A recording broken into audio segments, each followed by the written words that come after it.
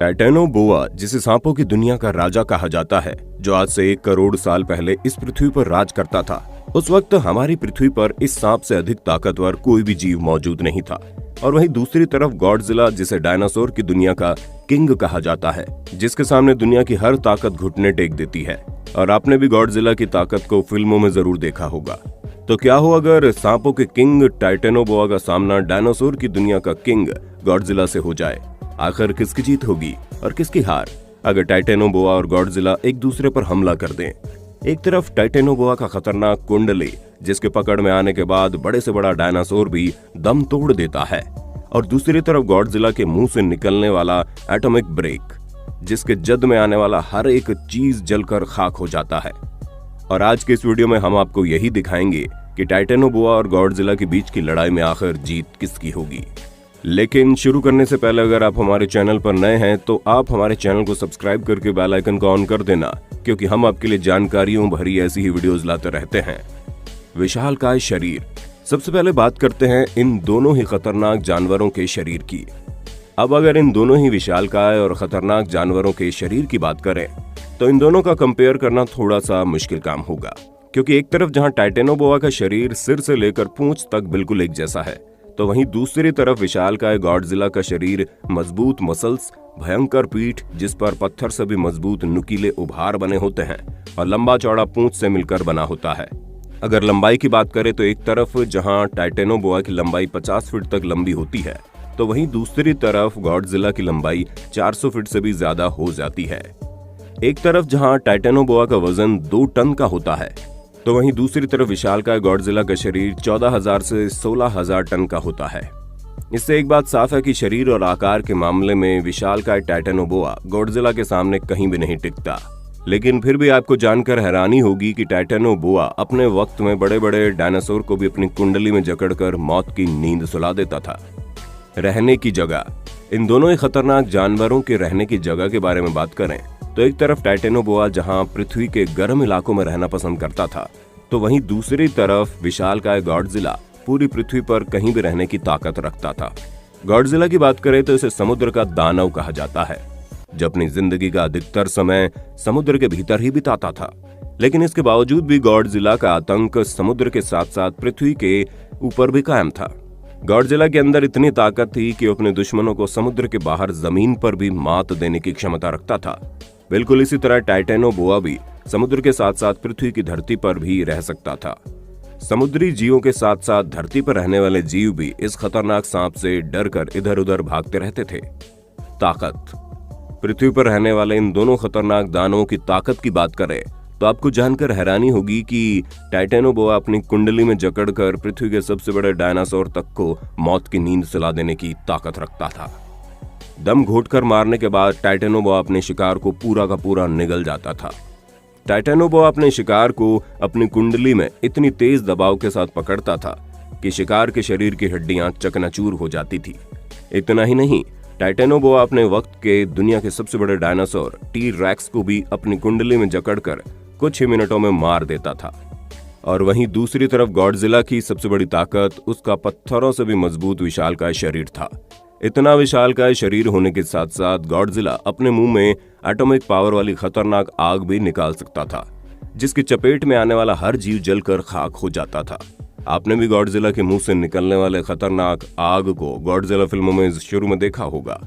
सुरक्षा कवच।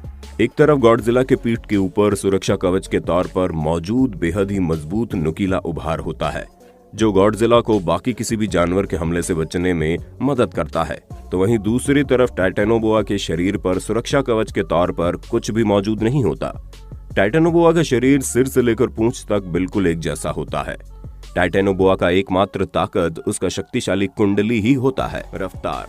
गॉडजिला की दूसरी सबसे बड़ी ताकत ये थी कि वो बेहद ही तेज रफ्तार से दौड़ सकता है। गॉडजिला के दौड़ने की अधिकतम रफ्तार 300 किलोमीटर प्रति घंटे तक जा सकती थी, लेकिन दूसरी तरफ टाइटेनोबोआ के दौड़ने की अधिकतम रफ्तार 70 किलोमीटर प्रति घंटे की ही थी। किसकी होगी जीत? अगर कभी टाइटेनोबोआ और विशालकाय गॉडजिला एक दूसरे के आमने सामने होंगे तो सबसे पहले टाइटेनोबोआ गॉडजिला को अपनी कुंडली में जकड़कर गॉडजिला का दम घोटने की कोशिश करेगा, लेकिन गॉडजिला का पत्थर से भी अधिक मजबूत नुकीला पीठ से टाइटेनोबोआ बुरी तरह से घायल हो जाएगा।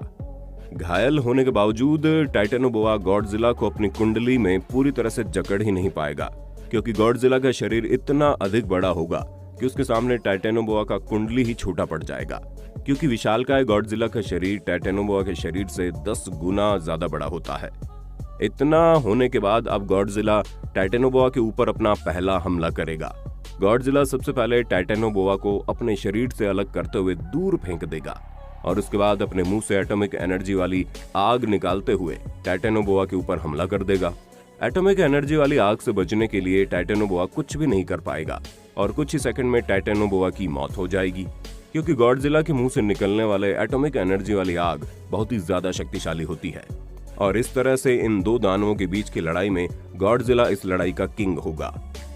गॉडजिला महज एक कल्पना, लेकिन दोस्तों आपको जानकर हैरानी होगी, भले ही इस लड़ाई का विनर गॉडजिला हो, लेकिन पृथ्वी पर मौजूद दुनिया के सबसे खतरनाक जीवों में नंबर 1 पर हमेशा टाइटेनोबोआ ही कायम रहेगा, क्योंकि हमारी पृथ्वी पर असल में गॉडजिला का कोई अस्तित्व है ही नहीं। गॉडजिला एक काल्पनिक कथा का सुपर हीरो है। गॉडजिला के विशालकाय शरीर की कल्पना सबसे पहले जापान के एक लेखक ने की थी। उसके बाद 1954 में जापान में ही गॉडजिला पर एक फिल्म बनी। उस वक्त यह फिल्म इतनी ज्यादा सुपरहिट हुई कि गॉडजिला कैरेक्टर दुनिया भर में मशहूर हो गया। फिल्म देखने वाले लोगों को गॉडजिला की कहानी इतनी सच लगी कि लोग इसके वजूद को सच मानने लगे। फिल्म देखने वाले लोग मानने लगे कि एक वक्त ऐसा था जब हमारी पृथ्वी पर गॉडजिला जैसा विशालकाय जानवर रहता था। गॉडजिला फिल्म में इस विशालकाय प्राणी को इस तरह से दिखाया गया कि ये समुद्र में रहने वाला एक विशालकाय खतरनाक और विनाशकारी जीव है। न्यूक्लियर रेडिएशन की वजह से समुद्र के इस भयानक जानवर का जन्म हो गया और न्यूक्लियर रेडिएशन के बुरे प्रभाव से ये आकार में इतना बड़ा हो गया और इसके साथ ये प्राणी एटॉमिक रेडिएशन वाली आग भी अपने मुंह से बोल सकता था। आपको जानकर हैरानी होगी कि लेखक और फिल्म मेकर ने गॉडजिला को 3 अलग अलग जानवरों से मिलाकर बनाया था। गॉडजिला की पीठ पर मौजूद नुकीले दांत स्टेगोसोरस डायनासोर से लिए गए।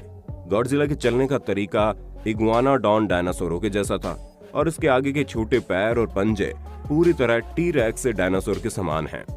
असल में गॉडजिला कोई डायनासोर नहीं है, बल्कि एक काल्पनिक समुद्री जीव है। अगर वैज्ञानिकों की माने तो गॉडजिला जैसा विशालकाय जीव कभी भी पृथ्वी पर चल ही नहीं सकता है। इतना विशालकाय आकार और भार की वजह से जैसे ही गॉडजिला पृथ्वी पर कदम रखेगा, गॉडजिला का पैर पूरी तरह से पृथ्वी में धंस जाएगा।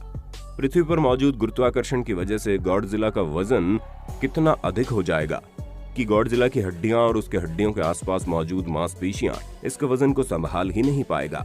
इतना ही नहीं, इतना अधिक भारी भरकम होने की वजह से गॉडजिला के पैर की हड्डियां कई टुकड़ों में बढ़ जाएंगी। गुरुत्वाकर्षण के अलावा और भी कई कारण हैं जिसकी वजह से गॉडजिला का इस पृथ्वी पर रह पाना संभव ही नहीं है। इतने विशालकाय जीव को जीवित रखने के लिए हर रोज 215 मिलियन कैलोरी की आवश्यकता होगी। हमारी पृथ्वी पर इतना अधिक भोजन प्राप्त करना किसी भी जीव के लिए असंभव है, इसलिए पृथ्वी पर इतने विशालकाय जीव कभी भी उत्पन्न नहीं हो सकते। तो दोस्तों, इन सभी बातों से एक बात तो साफ है कि टाइटेनोबोआ और गॉडजिला की लड़ाई प्रैक्टिकली कभी संभव ही नहीं है, क्योंकि एक तरफ गॉडजिला महज एक काल्पनिक जीव है, तो वहीं दूसरी तरफ टाइटेनोबोआ एक ऐसा जीव है जो आज से 1 करोड़ साल पहले इस पृथ्वी पर अकेला राज करता था। उस वक्त इस पृथ्वी पर टाइटेनोबोआ से अधिक ताकतवर प्राणी कोई था ही नहीं, लेकिन फिर भी हम गॉडजिला और टाइटेनोबोआ की लड़ाई की कल्पना करें भी तो साफ तौर पर गॉडजिला की जीत होगी। वैसे आपकी नजर में गॉडजिला और टाइटेनोबोआ की लड़ाई में विजेता कौन होगा? आप अपनी राय कमेंट में देना। वीडियो अच्छी लगी हो तो लाइक कीजिए। अगर आप हमारे चैनल पर नए हैं तो जल्दी से सब्सक्राइब करके बेल आइकन को ऑन कर देना, क्योंकि हम आपके लिए ढेर सारी जानकारी वाली ऐसी ही वीडियोस लाते रहते हैं।